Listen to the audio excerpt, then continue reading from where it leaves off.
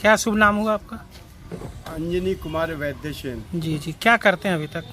मैं वकालत कर रही हूँ। जी जी, हाँ, चुनाव के क्षेत्र में भी आए? चुनाव के क्षेत्र में भी आया। जी जी, गया से नॉमिनेशन आपका है? गया से नॉमिनेशन किया है। अच्छा, क्या कमी देखें, क्या खामियां देखें अभी तक गया के जनप्रतिनिधि में, जिस वजह से आप चुनाव लड़ने को मजबूर हुए? देखिए, गया के जो वर्तमान जनप्रतिनिधि हैं वो कई दिनों से काम करते आ रहे हैं, बरसों से काम करते आ रहे हैं।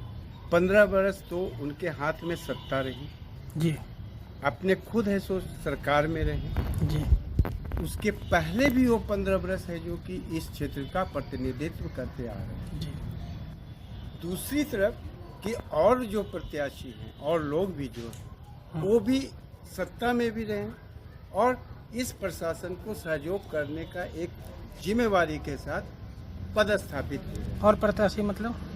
मेरा कहने का मतलब है कि हमारे यहाँ दो ही तरह के प्रशासन हैं अब भी, एक है विधायिका में है और एक है नगर पालिका में।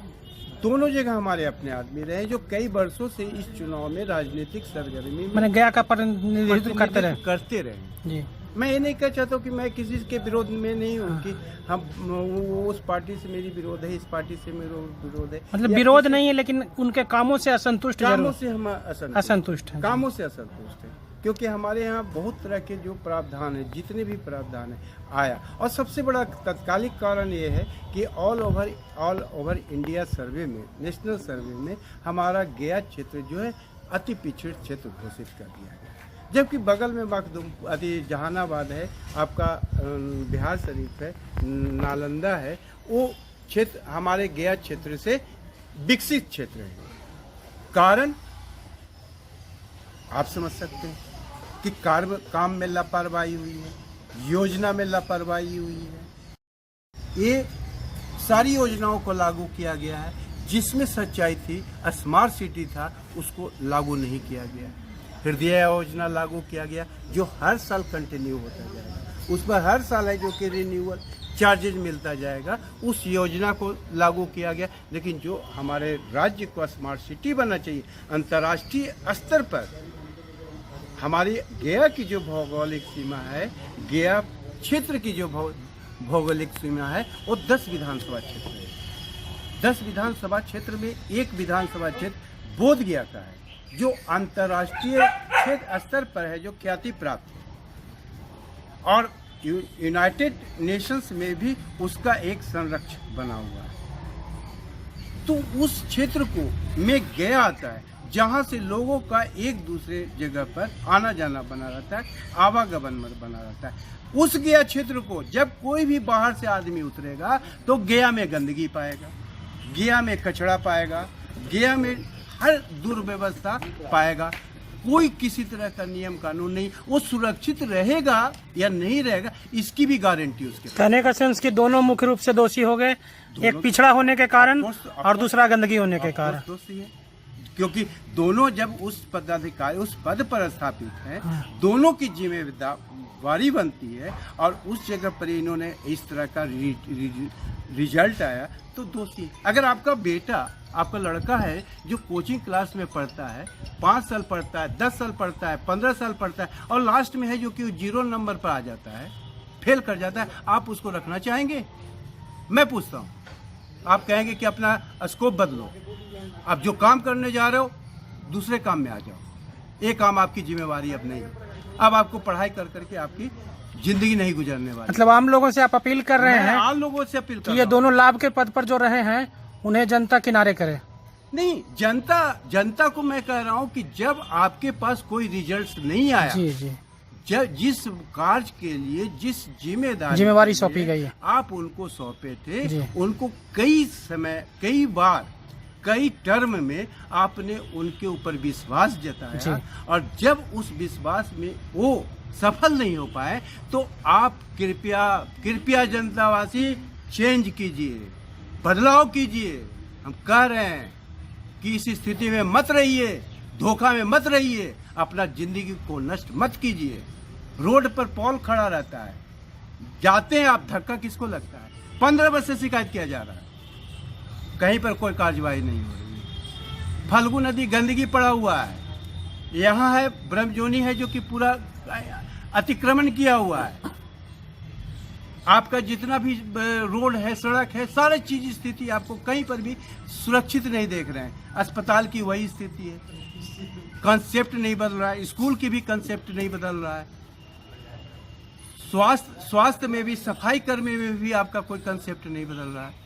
अब हमको नहीं चाहिए वैसा सरकार, कुछ हमको चेंज कीजिए, दीजिए दूसरे को मौका। आपको जो अच्छा लगे, मैं ये कह रहा हूँ कि जो अच्छा लगे, आपके सामने पोर्टफोलियो है, आपके सामने विचार है, मैं घोषणा पत्र रख चुका हूँ, आप देखिए। अगर उसमें आपको अच्छा नहीं लगता है, आप जिसको भी अच्छा लगता है, आप इस परिस्थिति को चुनना चाहते हैं या मेरे परिस्थिति को चुनना चाहते हैं, आपके हाथ में, आप चेंज कीजिए। मैं आपसे रिक्वेस्ट करता हूँ, बार बार रिक्वेस्ट करता हूँ कि बदलिए, अब अपनी मानसिकता को बदलिए। कुछ लोग जो दलगत भावना, जातीय भावना, धर्म भावना या लाभ की भावना से प्रेरित रहते हैं, उनको क्या संदेश देंगे? आप ही सोचिए कि अगर आपको कोई आर्थिक लाभ हो रहा है, किसी से आर्थिक लाभ हो रहा है, जी जी, अगर उस आर्थिक लाभ को अगर उस क्षेत्र में लगा दिया गया होता तो वो व्यक्ति आपको आर्थिक लाभ के लिए कभी नुकसान नहीं देता और आप खुशी खुशी उसको दान देते, वोट देते, मत देते। आपको है जो कि उसके लिए जाना नहीं पड़ता है, या उसको आपके दरवाजे पर आकर के आपको आर्थिक लाभ देना नहीं पड़ता। आप खुद है जो कि उसके स्वामी होते और खुद आप देते, अपने मन से देते कि ये आदमी विधायक, ये आदमी हमारा प्रतिनिधि, हमारे योग्य है, हमारे कार्य के लिए। आप तो खुद आप इस मानसिकता को चेंज कीजिए, तभी आपका सुधार है। गया अंतर्राष्ट्रीय स्तर पर लाइए, आपके पास अवसर है, बोध गया अंतर्राष्ट्रीय स्तर पर है, आप उस स्तर पर गया को भी लाइए और हर व्यवस्था को सुदृढ़ कीजिए।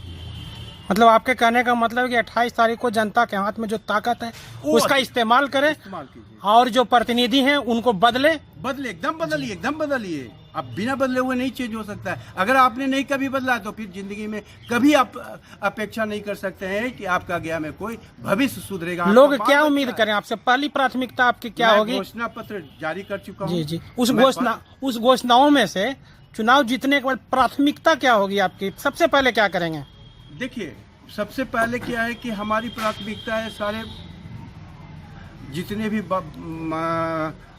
घोषणा पत्र में बिंदुएं दिए गए हैं, जो मैंने वादा किया है, वो सारी योजना, सारी बिंदुओं पर जब भी मेरे सामने कोई बात आएगा, मैं उसी के अनुसार काम करूँगा। क्योंकि एक कोई जरूरी नहीं है कि कोई पहले बिंदु पहले आ जाए या बाद में बिंदु वाली पहले आ जाए। इसलिए बिंदु जहां पर भी आएगी, जो भी समस्याएं गया डिस्ट्रिक्ट में मेरे नज़र में उस संदर्भ में आएगी, मैं उस पर एकदम उचित और कानूनी कार्रवाई करूंगा। चुनाव जीत जाने के बाद जिस तरह का सिस्टम आपने अभी तक सुना है, जकड़ गया है, लोग करप्शन में समा गए हैं, और अगर ईमानदार आदमी चुनाव जीतता है तो उस स्थिति में क्या आप जनता के लिए संघर्ष करेंगे? आपने हमको शक्ति दिया है, आपने हमको मत दिया है। आपकी शक्ति जब हमारे साथ में मिल जाएगी, मैं आगे हूँ, आप मेरे पीछे हैं, किसकी हिम्मत है कि हमको कुछ टच कर देगा? और सरकार और वो जो आपने कहा कि जो व्यवस्था, जो जंग पड़ गई है, उस जंग को साफ करने में कितना देर लगेगा? आप हमको साथ दीजिए ना। अभी तक देखा यही जाता है कि उम्मीदवार जनता के बीच का होता है और विधायक परिवार हो जाता है और वो डूब जाता है उसी में। यही चीज आपको हमारी, आप बायोडाटा भी देख रहे हैं। जी, जी। हम गया के रहने वाले हैं, बहुत दिनों से रहते आ रहे हैं यहाँ पर। हमको सब लोग जानते हैं, बहुत सारे लोग जानते हैं, पर्सनल भी जानते हैं। कभी मैंने राजनीति में नहीं आया, मैं राजनीति में पहली बार आ रहा हूँ। तो लोगों जो मेरी इच्छा है, तमन्ना है, आप उसको बदल के देखिए, आप उसको करके देखिए। हम आपको अच्छा अगर नहीं देंगे, आपको अधिकार है कि हमको बदल दीजिए। कहाँ आपको दिया गया है कि आप उसी में जकड़े रहिए?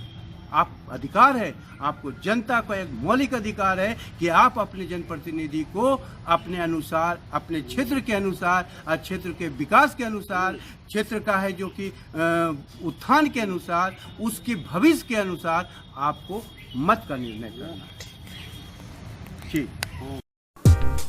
इसी तरह खबरों में अपडेट रहने के लिए हमारे YouTube चैनल सुशासन का सर्च को लाइक और सब्सक्राइब करें और अपडेट पाने के लिए बेल बटन जरूर दबाएं।